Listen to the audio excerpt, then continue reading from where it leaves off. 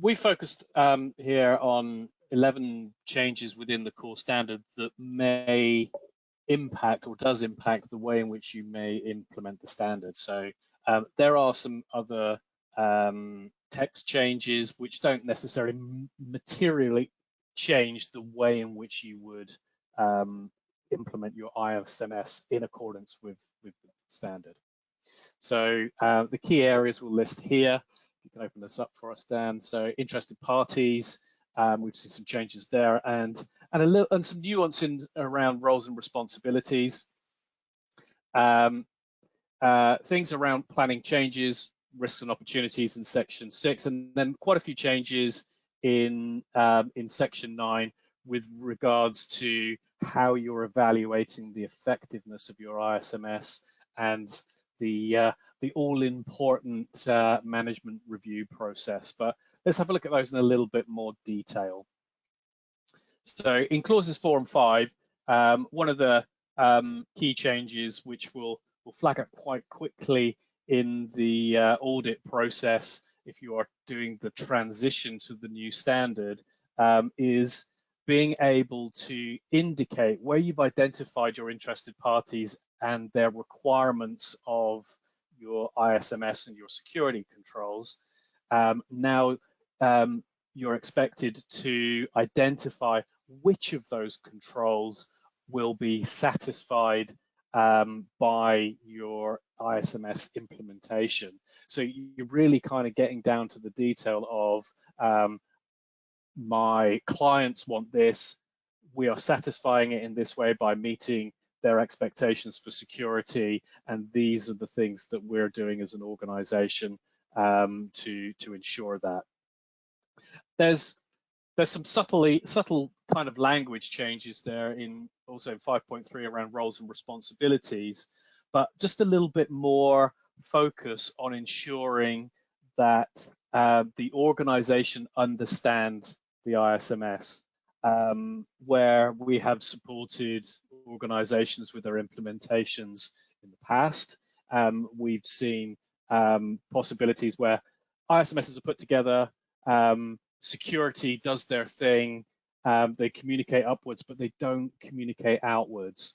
And therefore, there are pockets of people within an organization, the larger and more complex it is, the more likely this is to happen, but people are then not aware of the certification, what security is doing, who to speak to about that, and what are the roles and responsibilities within that in order for them to be able to support the organization's people with regards to security queries, questions, and risks that they might raise. So it's a little bit more focused there. We have a look at the next set.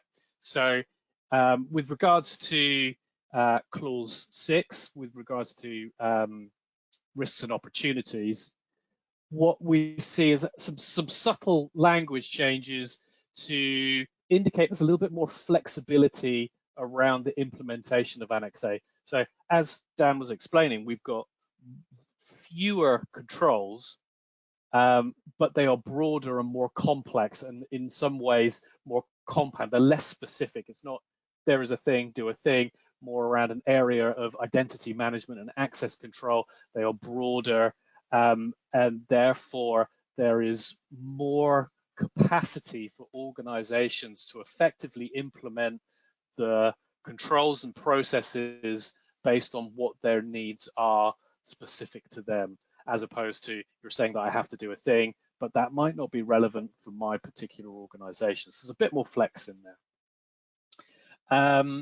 With regards to objectives and plans to achieve them, often a tricky area for organizations to look at security and define effectively the objectives at a strategic level, the objectives further down into an operational and functional level, and the KPIs, the measures that may sit within that.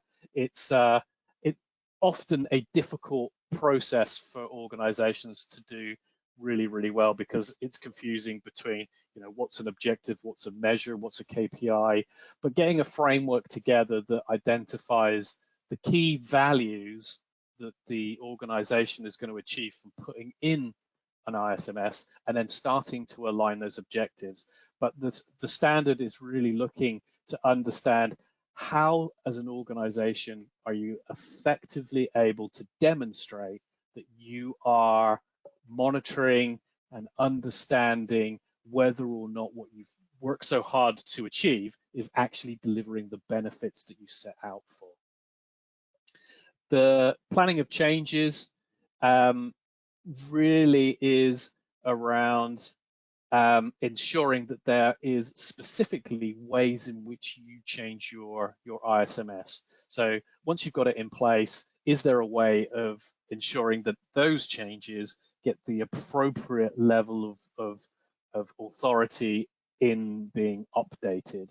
So all of the tools are already there, and there are things that are effectively being done for people who have implemented the 2013 standard in the corrective actions and non-conformities log, but it's about very specifically pulling that out. Can you show me how you make a change to your ISMS? How do you introduce a new clause? How do you update your risk management thresholds and processes? Things that will happen over time once you've got that in place. So moving on to 9. One of the key things when we talk about the complexity in the objectives, the KPIs and the measures, ensuring that whatever process you put in place to assess the effectiveness of your controls, that is a repeatable and effective methodology, that you are able to produce the same results in January as you do in August, that it's consistent and understandable. Which is not always that simple. And it doesn't mean to say that you have to implement huge, complex systems and spend a lot of money to spit out data points in order for you to be able to evidence that you're doing it. It could be in a spreadsheet, but the methodology needs to be clear, and you need to be doing the same thing on a repeatable basis. And some of that needs to focus also not just on the effectiveness of the controls. So the standard is now kind of looking to kind of get an idea as how do you understand the effectiveness of the overall ISMS? So what are the things that demonstrate that that is working, that you're also able to see that risks are being raised, that those processes are working, that non-conformities are being raised, that they're being addressed effectively within reasonable timeframes. Just because you have that process doesn't mean to say you can leave it on the register for ages and not deal with it.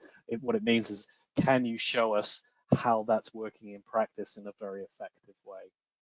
And that also feeds into the internal audit process, that internal audit program is robust and effective. So there's a little bit more focus on that. And in the years that we have been supporting people through the audit process, we have seen more emphasis from those independent audit bodies around the effectiveness of internal audits, that there is segregation of duties wherever possible, that people with appropriate qualifications are assessing the effectiveness of the ISMS, that somebody isn't ticking a box by copying the statement of applicability and going, yeah, I've checked everything, that they actually can demonstrate some evidence and some examples of why they've said that that control is working effectively, a little bit more towards the way in which you would be externally